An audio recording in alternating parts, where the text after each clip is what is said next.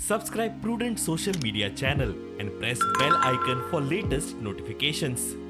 The thing that I'd say is that for Goan people, they find where they can make the best contribution. And so for some people, that might be engineering or becoming a doctor or a youth worker.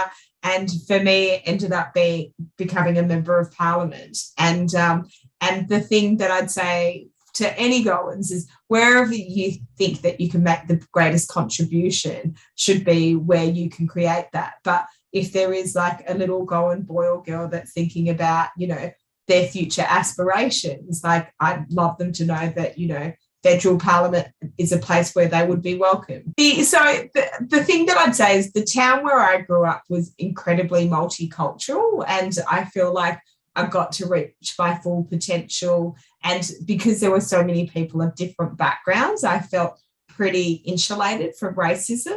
In saying that, I do remember my first instance of racism was on a hockey field, and I remember someone making a really racist comment to me, and I burst out into tears as the little 10-year-old that I was. And so I think that there are elements of racism in probably most countries, but I'd say that largely my experience has been pretty positive, and I want people to be able to reach their full potential.